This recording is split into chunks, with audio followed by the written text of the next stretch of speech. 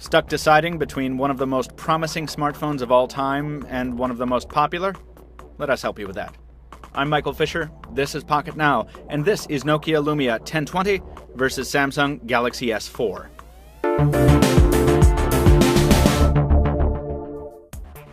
Maybe it's fitting that the two most visible flagships of the Android and Windows Phone platforms couldn't possibly be more different. But it also means we have a lot to compare, and not a lot of time to do it. So let's dive in.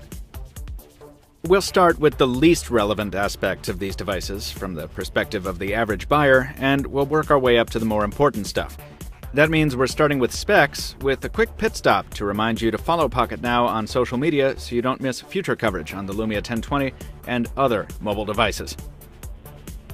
So the Galaxy S4 is absolutely the clear winner here in terms of processing horsepower. Our AT&T branded device packs the Qualcomm Snapdragon 600, a quad-core SoC running at 1.9 GHz and backed up by 2 gigs of RAM and 16 gigs of onboard storage. The RAM is matched by the Lumia, but the processing power is not. The 1020 gets its power from an older dual-core Snapdragon S4 running at 1.5 GHz. And while the Lumia's 32 gigs of onboard storage outclasses the 16 gigs on this particular Galaxy S4, the Samsung phone's capacity is expandable via micro SD, while the Lumia's is not. That holds true for the replaceable 2600 mAh battery on Samsung's Galaxy S4, which outclasses the 2000 mAh battery embedded in the Lumia. And then there's the AMOLED screens. The Samsung panel at 4.8 inches and 1080p trounces the 4.5-inch WXGA display on the Lumia.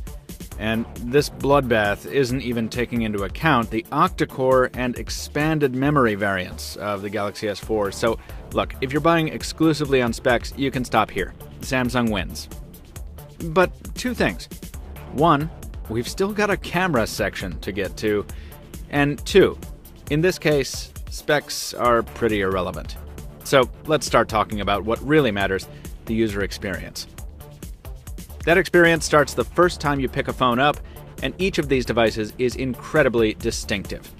At 130 grams and 7.9 millimeters thin, the Galaxy S4 is an ultra-light, super pocketable smartphone.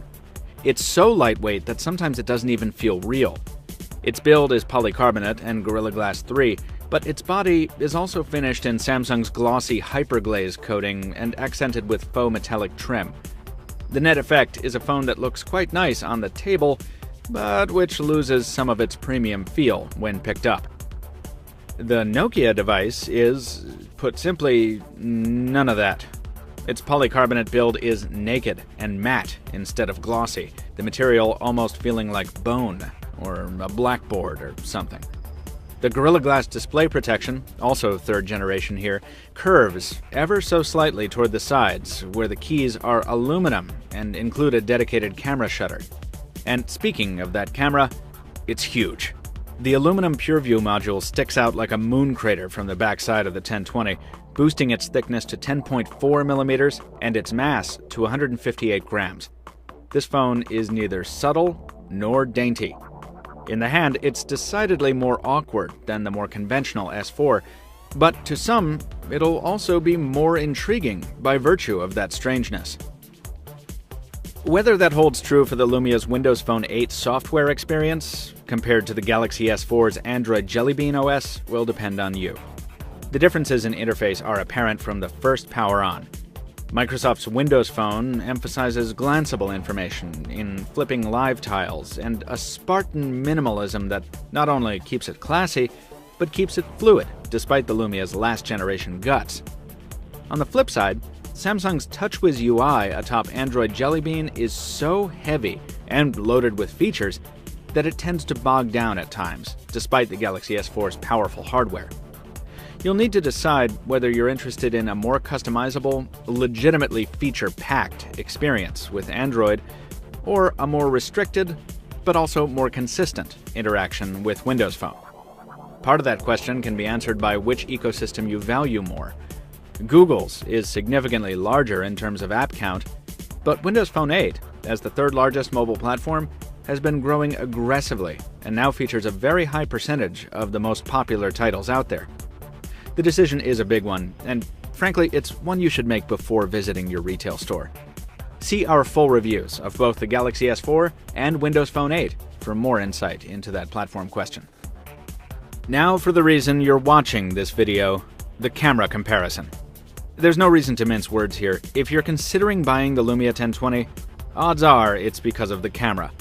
At 41 megapixels, with optical image stabilization, lossless zoom, low light enhancements, and full manual control of focus, ISO, and shutter speed, and 3 separate stock camera apps aboard, there's not even a contest.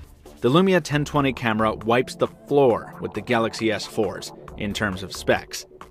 Here's the thing though, in conventional terms, the Galaxy S4's camera is great. It's a 13 megapixel BSI sensor with 1080p video recording and a ton of useful shooting modes and fun filters, all of it packed into one of the easiest to use viewfinders ever, and highly customizable in its own right. The Galaxy S4 doesn't lose this section because it's got a bad camera, it loses because nothing even comes close to the Lumia 1020's hugely overpowered one. That shines through in the results. In normal light, the Galaxy S4's camera does very well. Some of its shots actually came out better than the Lumia's in our testing, due mainly to operator error when learning the 1020's intelligent but advanced interface. But true to Nokia's reputation for excellent low-light photography, once the sun goes down, the advantage of the 1020's huge sensor and adjustable shutter speed becomes clear. Round all that up and garnish it with some excellent on-device tutorials, a powerful Xenon flash, and a suite of software that tops even Samsung's feature set, and the 1020 is essentially unbeatable in the optics category. We haven't yet spent enough time with the 1020 to get a solid battery performance rating, so stay tuned for our full review for more on that and other in-depth metrics. In more superficial testing, and in the context of this comparison, the Lumia 1020 behaves on par with its predecessor, the 920. Callers said we sounded better on the Nokia device in all testing conditions, and we preferred the Lumia for phone calls as well, though we wish its speaker were as loud as the S4's for loudspeaker calls and media playback. Headphone audio was solid on each device, though we really like the out-of-box Dolby EQ options on Nokia's Lumia devices for tweaking our listening experience. Reception over Wi-Fi and cellular seemed on par between the phones, and we're really looking forward to testing out those barometers in a future video. If you promise to watch, that is. Which one you should buy is more than a question of which ecosystem you're looking to invest in. It's a question of how much you care about your camera.